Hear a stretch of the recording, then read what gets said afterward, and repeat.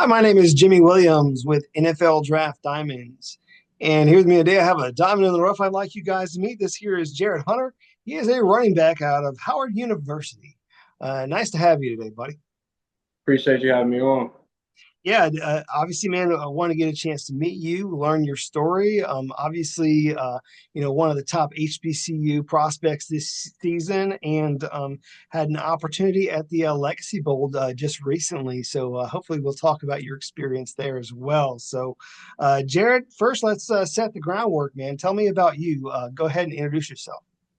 Jarrett Hunter, running back, Howard University alumni, 4 year starter there, and grateful for my time there and for the opportunity they presented to me.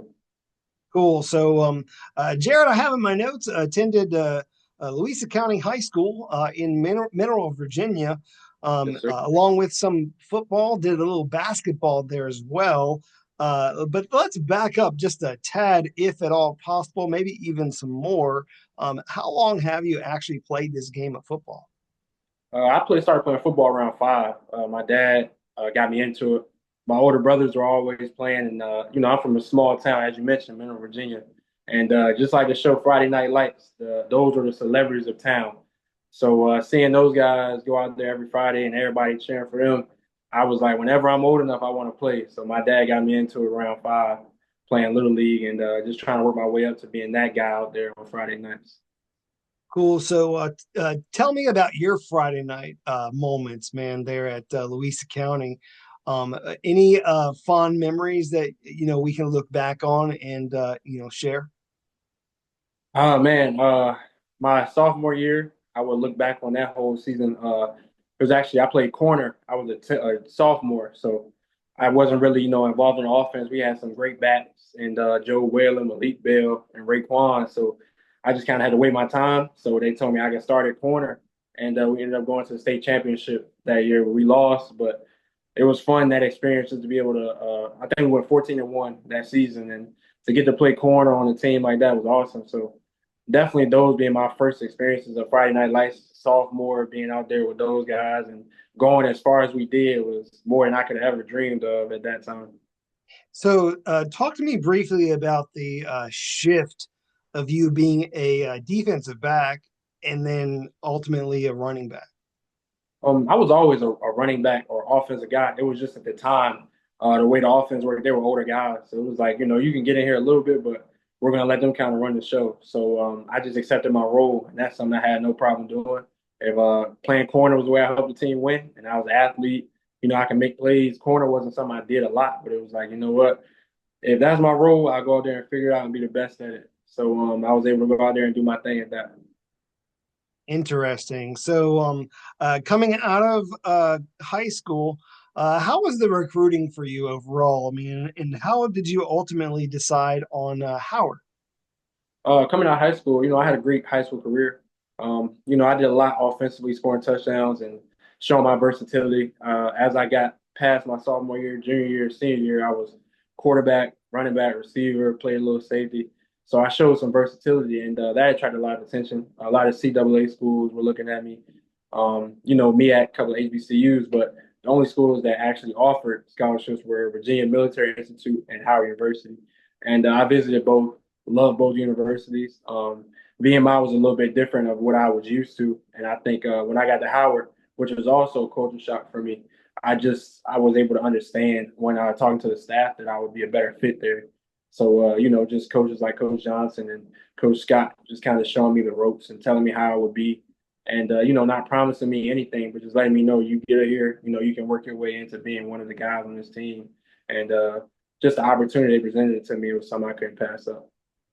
Yeah, a little bit of a culture shock, like you had mentioned, small town, and then moving to DC, where a lot of attention is on DC, of course. Right, Traffic is what it is in DC. I mean, I've driven through it. I mean, it's not all that cracked up to be. Um, right. but obviously, man, Howard University, took it upon themselves to bring you in. And dude, it's got to be great to be part of, a very well established HBCU school. Talk to me about how that university is special for you, and really what you've been able to do there during your time as a student. Right. Yeah, football aside, just knowing the alumni base that Howard has and the people you're able to make connections with, like every day on campus, there might be some new celebrity that you might have seen on TV. Celebrities like Boris Kojo's daughter goes there. He was just walking through campus one day, and I'm looking. I'm like, where do I know you from? And then he's like, yeah, I'm an actor. And I'm like, yeah, you are. You're one of the biggest actors around. Guys like Anthony Anderson being an alumni there. Rest in peace of Chadwick Boseman. Our film and art school is named after him. And Felicia Rashad was a professor there for years. So her just walking around campus and just being able to see her was crazy. So people like that definitely inspire you. Even though they're successful in another way, you still understand the hard work and seeing that they sat in the same seats that I sit in or that I sat in and were able to get to where they are in life and be a figure that we look up to or someone that we respect so highly. It motivates me as a student and as a person to want to be that and want to be better. Cool. Let's shift gears. Let's look at the Howard offense. Obviously, you're running back there for Howard, been a starter there for a good long while. Actually, have a lot going for you because you have a ton of experience. Talk to me about how you've been utilized in that offense and just kind of describe a little bit of that offense if you don't mind. Yeah, definitely. I think over the years, the coaches understood that same versatility I had at high school. So I was able to be a guy who they would use for gadgets. Maybe we had a trick play. They would allow me to be the guy to throw the pass or, just a guy that they can move around and use in different spots. And that's something I pride myself on, not being a guy who just has to stay in the backfield. I can be a threat anywhere on the field. So, teams can use me wherever they need me at. And a little bit of our offense, we were a spread offense. We got younger this past season, so we had to lean on our older guys to make plays in different positions, and that was where I came in. Sometimes I could be in the slot and try to make a play, or even out of the backfield. But just being the guy that the quarterback knew if he got in trouble, he could lean on, and that's where I kind of see myself this past season, just being that guy that people can lean on, linemen, receivers, quarterback, somebody they can look to when things get rough and be able to have their back. So, give me a little bit more insight, if you don't mind, about you as a player. What are we looking at right now, like current height and weight wise, like of an athlete? I'm trying to gather that and maybe see how that might, how I can visualize you like at the next level. Got you. So we went to the HBCU Legacy Bowl and Combine, and my measurements there, they got me at 5'9", I think 201, 202. Yeah, so those were my measurables there. So 5'9", 200, 205, something like that. I mean, you have yourself a running back with, good center of, balance, of course. Quite literally, we're looking at the measurements of Hall of Famers. Honestly, I mean, we're looking at guys like Emmitt Smith, Barry Sanders, more or less the same size. Um, Growing up there, maybe perhaps in Middle Virginia, was there maybe a guy at the next level who you aspired to be like, or what? And that at that time, growing up in Virginia, I definitely Adrian Peterson. My older brother had ran just like Adrian Peterson, and so like automatically it made me wonder like where are you modeling your game? And he kind of modeled his game after Adrian Peterson. So at that time, he was playing for the Vikings, and he was kind of his prime. So his running style, just like being a downhill back, and not really scared of anything. He had breakaway speed, also shifty when he had to be, was something that inspired me. But my play style was a little bit different, but that was one of the early guys that I took some inspiration from. So, but when you say your play style, what you're really insinuating, of course, is, you're not the guy who's necessarily, like him. You're like a gadget guy. I mean, would that be a good way of, you know, describing you or what? I mean, I'm not trying to Yeah. oversimplify it, but Oh no, definitely I understand. It's definitely a gadget guy. I pride my game more on being a shifty guy, just because I feel like you last longer when you're able to make people miss. If you don't have to hit them, of just course. making them miss. So that was something I prided myself on and was able to help me play as much as I did. Because if you don't have to, if a guy can't tackle you, just don't let him get close to you. And that was something I prided myself on. Okay, there we go. Yeah, we're good. So let's talk about you guys this past season there for Howard. A little different than previous years. Right. Um, I remember back in the 2023 season had an awesome monstrous guy there on the offensive line in Aneem Dankwa, who Yeah. everybody is coming there to watch. And so like you have, good solid guys blocking, for the running back core, of course. A lot of changes this year, a lot of changes under the helm, different quarterback, a whole lot of different things going on. And I don't know, man. Talk to us a little bit about the shift from last year to this year. Right. Definitely a change. We got way younger up front, outside, even in the biggest position, the quarterback position, we got younger. And that was something we embraced coming into the season because we knew what we were running into. We lost both of our tackles. Spoon, we call him Spoon, Weather Spoon. He's now at Syracuse. We lost Right. him, and then a knee into the NFL. So we definitely had some changes at two big positions, and then the quarterback position as well. But just some of the older guys on the offense, like me, Hawthorne, Fox, we all had to kind of try to bring those guys together. And the record may not reflect it, but hopefully this season will reflect more of what we were able to build through those losses and through those trials and triumphs that we had. I hope that those guys were able to get better even through all that. And the record didn't reflect last season, but I feel like this year they'll be able to carry those experiences to this season. Yeah, I mean, I think that this upcoming season is going to be, pretty, pretty good. Something to really look forward to, Right. mainly because of the guy that you shared the backfield with, and Eden James. So, Yeah. talk about the relationship between you guys, and just kind of, what it's like sharing the load with one another. It was good, man. Practice was probably the best part. In those summertime training camp practices where we're pushing each other, and then even the regular season practices, like if you're slipping that day, he's gonna get the ball more. And that was something our coach was big on. Like both of you guys are good backs. You guys complement each other well, but at the end of the day, somebody has to get the ball more, and that's what motivated each of us to go harder. Sprints, regular practice, even just helping each other, giving each other little tips. But it was always just friendly competition that when it got to game time and we were on the same team working together, it was hard for a lot of teams to stop it because we just had so much that we had put into practice against each other that when it came game time, it was almost a effortless thing to just put that extra little bit of effort that we had. Great.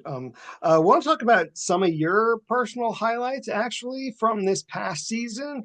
There was one game where, dude, you had a phenomenal game against Mercyhurst. I mean, you went out there, you ran the ball literally to death. Three touchdowns, 144 yards. Can you talk to me about some of the moments throughout that game? Yeah, that first I want to give Mercyhurst all their credit. Those guys came out and they played a great game. Not really knowing Mercyhurst or a lot about their program.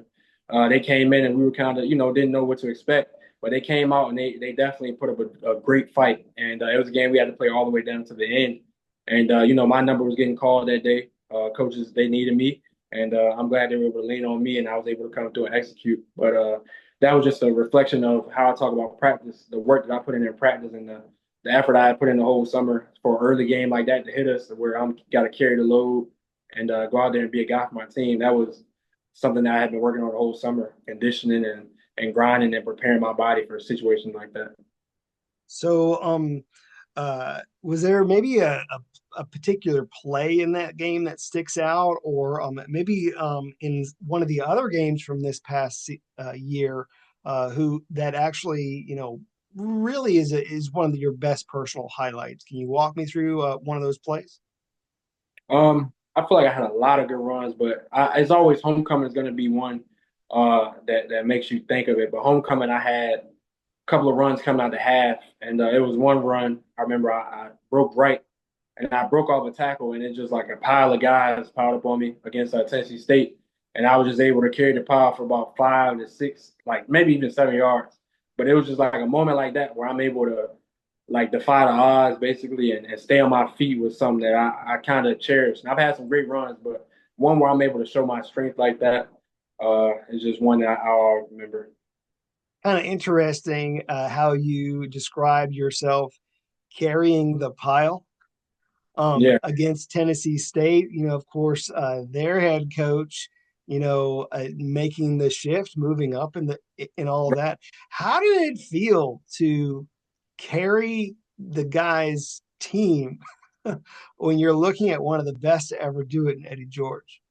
definitely. I give him all his respect. And it was a funny moment. I had a play where I ran past their sideline, and I actually looked up, and I'm like, man, looking at like how big he was, and I'm like, you play running back, and that was kind of crazy for me to just see the size. I've seen the highlights, seen the clips, him and Ray Lewis going at it, but to see the actual size, I'm like, dang, that's a good size guy. So definitely all respect to him and his team, but he had a great squad, and those guys, they were out there playing their hearts out.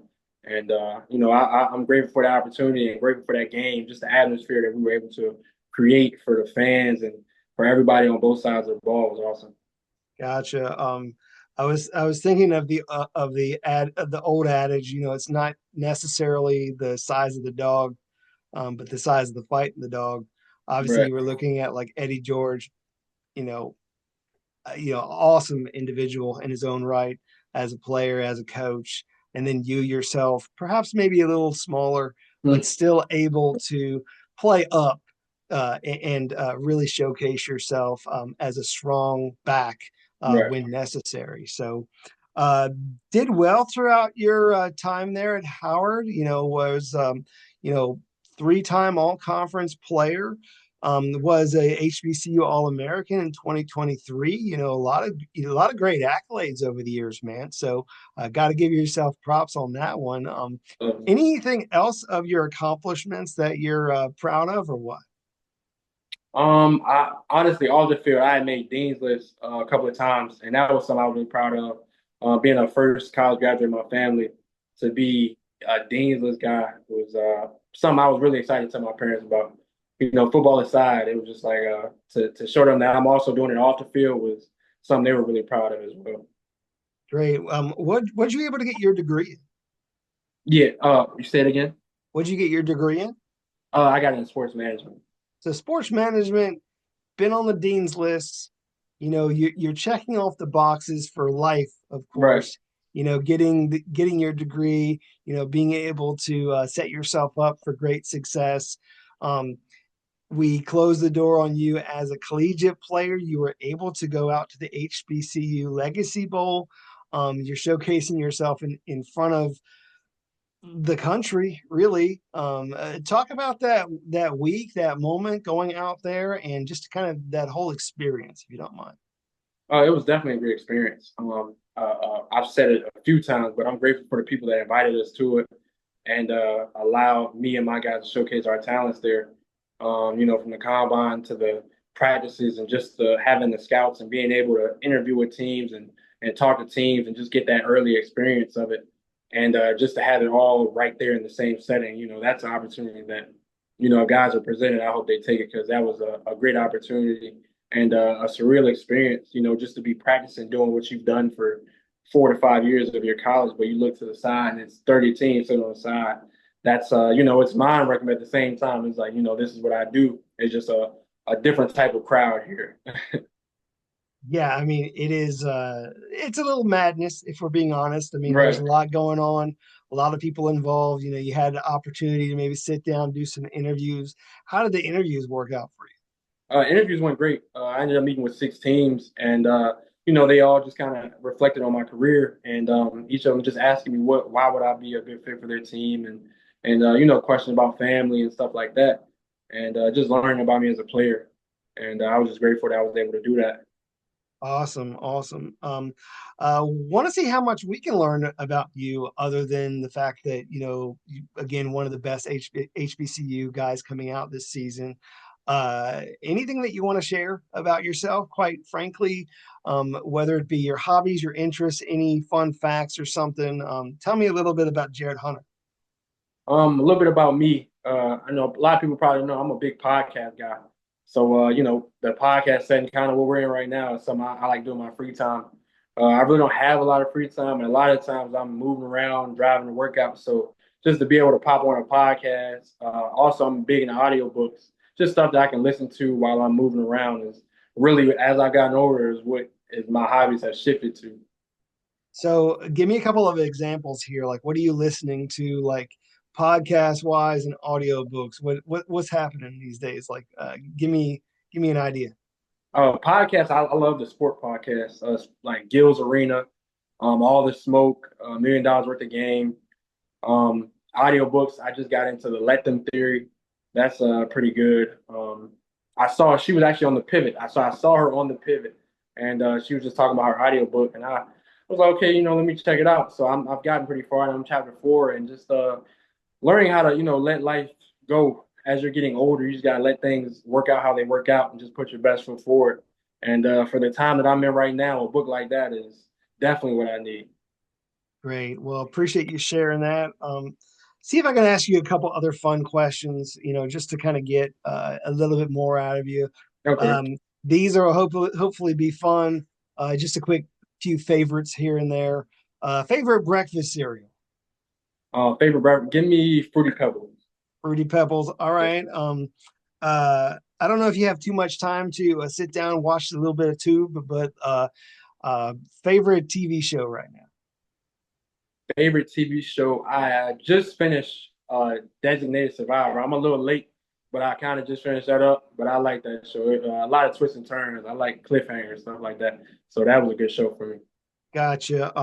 I know you had mentioned again you listen to podcasts and audiobooks, but what was the last song that you listened to on your iPod? Last song that I listened to, I'm listening to Nino Payne, and he got this song. It's like Boy Meets World. So Boy Meets World by Nino Payne, probably the last song I listened to. All right, cool, cool. A couple more, and then we'll hopefully wrap this thing up. So, uh, favorite superhero? Favorite superhero? Favorite superhero? I'll probably say Spider-Man. Because he's Okay, good, really a good. regular guy, but he gotta do what he gotta do when he has to. So definitely. Gotcha. Trying to see if I could pull out one more. Uh, you play any instrument, or is there maybe an instrument that you would love to learn how to play one day? I don't play any, but I definitely love to learn how to play piano. I see people playing it, and I feel like that's something. If I really sat down and got into it, I could learn and be pretty good at. Got you. You fancy yourself any type of musician? Like you think you're a decent singer or what? I definitely not a decent singer, but I'm a guy. I like all genres of music, so I love good lyrics. So country, gospel, hip hop, R&B. If you got good lyrics, I'll listen to it. So, what's maybe perhaps the one song that you might be embarrassed that you actually like? That's a good one. It's a country song. You know what? It's I can't think of her name, but I think it's called "Hope He Cheats" or "Hope She Cheats" or something like that. It's just a good country song, yeah. But I definitely wouldn't share that with too many people. But All right. Well, yeah, just trying to get you out of your element a little bit, have a little bit of fun. But I mean, yeah, obviously, man, wanted to throw that out there just so that you could share a little bit, more. I mean, you have a lot going on, of course. Talking to you under the platform of obviously a guy wants to get to the league, wants right. to prove himself. What are you doing right now as you are preparing for these next moments of you going out, doing your pro day, and hopefully getting in earning an opportunity at the next level? I'm out here training in Durham, North Carolina, with Duke Sports Science Institute. I'm training with T.J. Graham, former Buffalo Bills receiver, Lisa Barber. She ran in South Carolina, won her some medals and national championships. And then I got a running back trainer with Willie Parker, former Steelers running back. So all three of them just pouring into me and trying to get me ready for the next level. I remember Willie Parker, man. Yeah, He was a nuisance at times, man. Like he was tough to bring down. So I mean, I yeah, remember him. and that's He was a running. That's solid our running back in his own right. yeah, Um, cool. Well, I mean, definitely soak it up with Mr. Parker there, Coach Parker. So, I mean, it sounds like a whole lot of fun going on right now as you prepare for the pro day. When is that pro day, and what do you expect to prove when you go out there? our pro day is March 27th, and I expect to just show people I'm an athlete and every facet of all the drills and stuff that they like to see. I'm an on the field guy. I'm a player. Like I love playing ball, but I know this is a part of the process. So I think I'm just go out there and show them it's more to me than just ball. And once I finish that process, I'm ready to play ball. To be honest with Yeah. you, I just know I got to knock this part out. So I'm ready to go out Well, there, attack it, and prove them wrong. yeah, I mean, it's just a part of the process right now. I mean, we just, got to train for it, get ourselves there, and then hopefully all goes well, man. Right. So, And we're uh, going to. Jarrett, obviously, man, I need to go ahead and wrap up our time. This has been a whole lot of fun getting to know about you and your story. Again, kid out of Mineral, Virginia, who's put together a solid career at Howard University and now an NFL draft prospect. Go ahead and close with your final thoughts. Let all these scouts know why you need to be given that opportunity at the next level. So go ahead and close this out. Man, I'm just, I'd be great for any opportunity I'm presented. I'm good anywhere. I don't have no issues with any market or whatever. I'm not the guy who's choosing and asking for X, Y, Z. So I think whatever team takes a chance on me, they'll be happy with how I'm able to accept whatever role I'm in. Special teams guy, if I'm able to toe the rock, then I'm happy with that role. But just being a guy that teams can use anywhere, durability, availability is best ability. So, I'm definitely got to be available. And, whatever team takes a chance, just know I'm giving them everything that I got and ready to accept whatever role they need me in. Yeah, I mean, definitely proven durability, 41 career starts throughout your time and utilized in a whole lot of different ways. Running back, receiver, special teams guy can do it all. So, Jarrett, want to wish you all the best in this process. Okay. Yes, sir. I appreciate you. Sure thing. Once again, I got Jarrett Hunter, running back at Howard University. Check him out.